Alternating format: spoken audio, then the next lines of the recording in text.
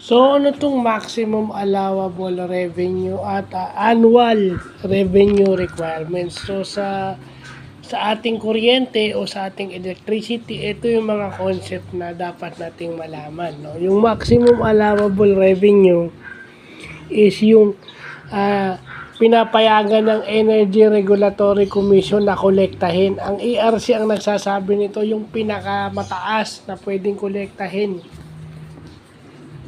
no? Doon sa specific period na yon, no?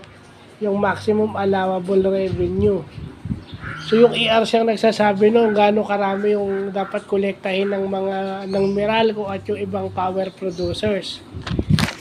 Pero yung annual revenue requirement naman, total amount of revenue na kinokolekta ng mga grid operator. So in this ito naman is yung NGCP, National Grid Corporation of the Philippines, na from 2023 to 2027, 374.98 billion yung kanilang annual revenue requirement na kailangan nilang kolektahin.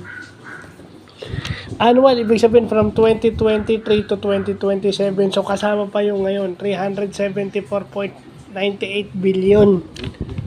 No? So, ito minsan yung ito minsan yung kaya siguro nakakapandaya kasi may ceiling eh.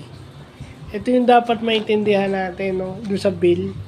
Kasi minsan yung sa bill ng kuryente, hindi natin naiintindihan. So, isa to sa mga concept na dapat maintindihan natin. Meron silang ceiling at meron silang requirement, no, yung NGCP para makapag-operate at makapag-distribute ng kuryente. At syempre, yung maximum allowable revenue na pwedeng kolektahin ng Meralco para hindi naman din sila nahihirapan.